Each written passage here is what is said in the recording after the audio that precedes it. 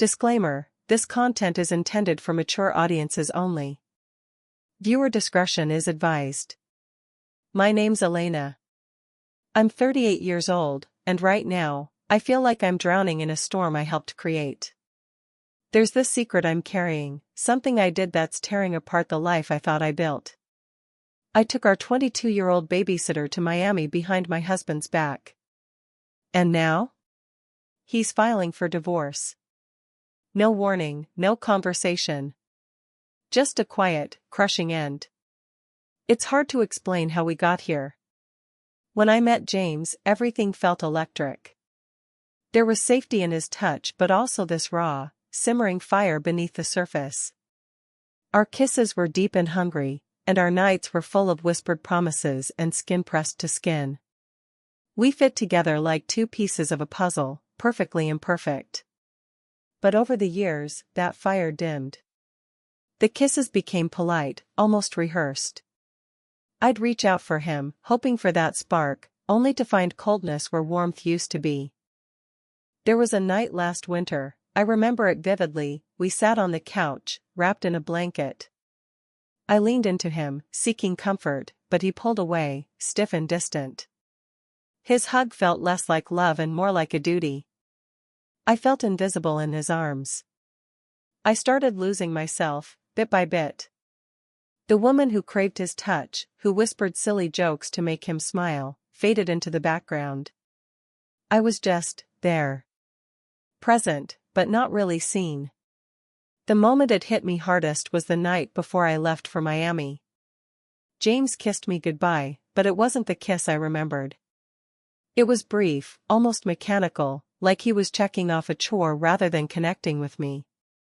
And when he pulled away, I felt a hollow ache that I couldn't shake. That's when I realized something had changed, not just between us, but inside me. The part of me that once believed in us was slipping away, and I was desperate to find something, anything, that made me feel alive again. James is a firefighter. Brave, dependable, the kind of man who saves lives but somehow couldn't save our connection. His hands, strong and steady, used to be the source of my comfort. Now, they felt like they were always trying to fix something else, leaving me tangled in a quiet ache. He shows love the only way he knows, through touch.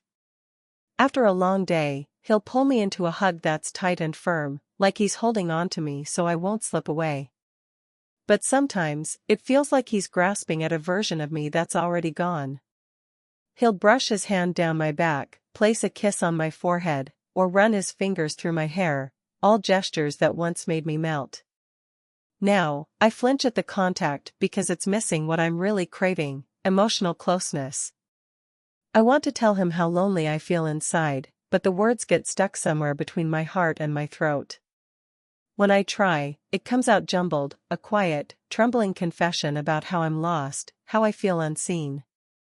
But James, exhausted from his shifts and the constant weight of his job, listens with a tired smile and reaches for me anyway, hoping touch alone can bridge the silence. One night, after a particularly cold exchange, I pulled away from him. "James, I don't need your hands right now. I need your heart," I whispered. He looked at me, confused and a little hurt. "Isn't this how I show you I love you?" "I know you're trying," I said, voice cracking. "But it's like you're treating me like something to be fixed. I need you to just be with me, to listen without trying to solve, to feel what I'm feeling, even if it's messy." He nodded slowly, but I could tell he didn't fully understand. And that gap, that growing silence between us, felt wider than ever. It's the kind of quiet that leaves me aching for connection, and sometimes, reaching out to someone else who seems to see me better than the man I vowed to spend my life with. One evening, James came home early from his shift, tired but smiling like he wanted to make things right. I was in the kitchen, chopping vegetables for dinner when I heard his footsteps behind me. Without a word, he reached out and wrapped his arms around my waist, pulling me close. His hands were warm, but instead of the comfort I used to feel, a strange tightness curled in my chest. When he pressed a quick kiss to my neck, I froze. The way he'd done it before, slow, deliberate, full of promise, was gone. This was rushed, like a habit he couldn't quite shake. He gave me that playful little smack on my hip, like he always did when he was trying to be affectionate. Normally, it made me laugh. Tonight, I flinched. My skin prickled, but I stayed silent. "Hey, you okay?" he asked, voice soft, sensing something was off. I turned to face him, trying to force a smile.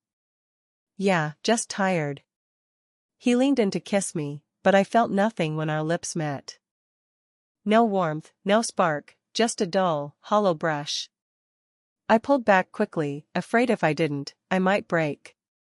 James looked hurt, confused. "Elena?" I swallowed hard, my mind racing. I wanted to want this, to want him, but the truth was buried under layers of frustration and loneliness. "I don't know," I whispered.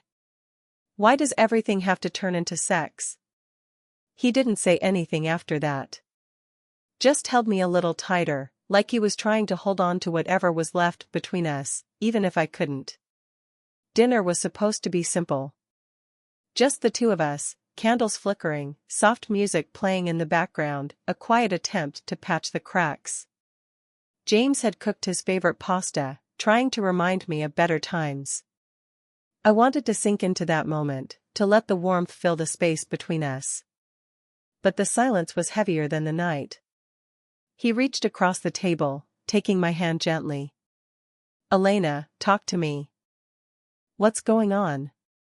I blinked back the sudden sting behind my eyes, but the dam inside me broke before I could stop it.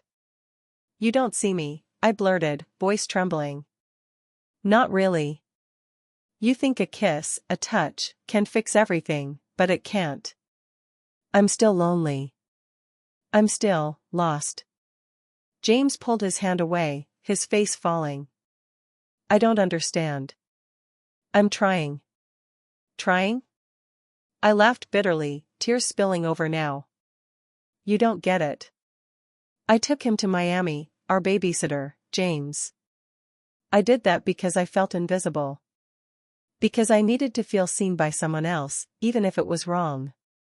And now you're filing for divorce without a word?" The room felt like it was closing in on me. I hated that I said it out loud, hated that I dragged our secret into the open like a wound. James was silent, staring at me, and I saw confusion, hurt, maybe even anger in his eyes. I wanted to explain, to say it wasn't about him, not really. But all I could feel was shame crawling up my throat. "I'm sorry," I whispered. "I don't know who I am anymore." The silence that followed was colder than any distance between us had been before.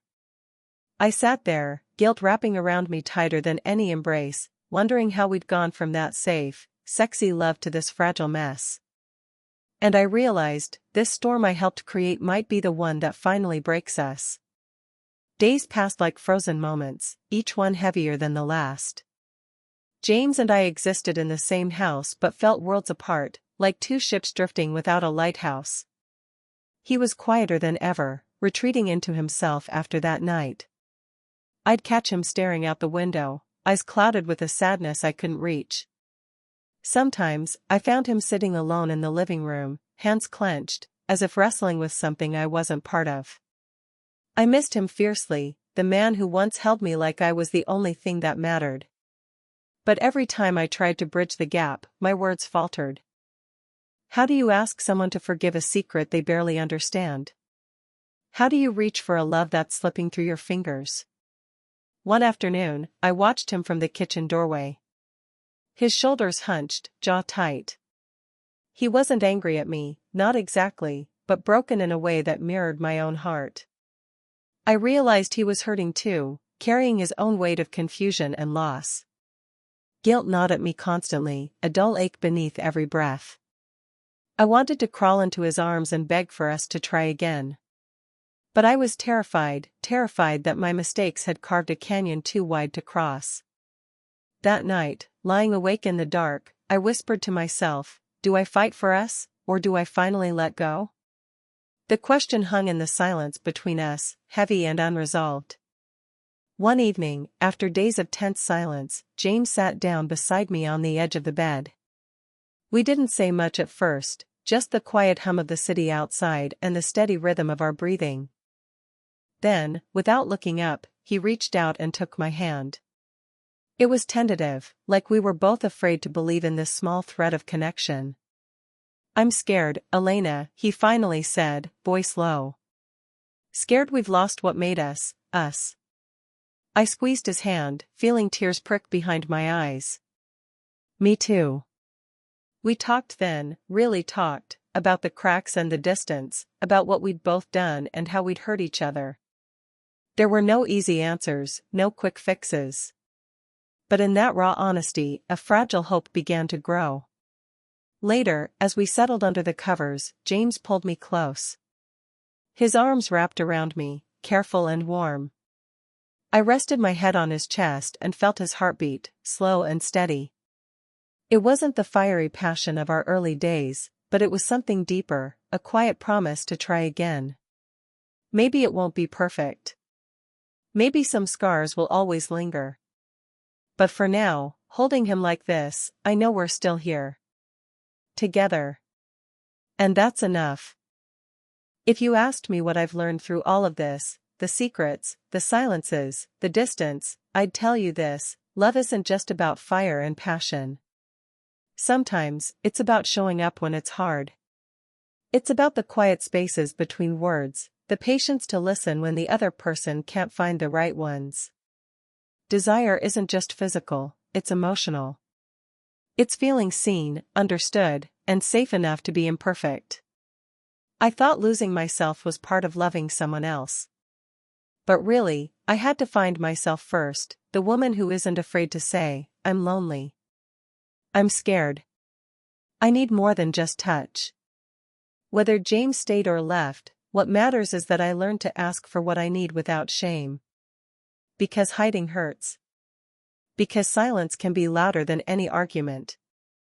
So if you're here, listening, maybe struggling too, remember this: the deepest connections aren't born from perfection. They're born from bravery. The bravery to be vulnerable, to break open, and to hope someone will meet you there. And if they don't, you'll still be whole. You'll still be you. That's the kind of love worth fighting for, the kind that starts with yourself.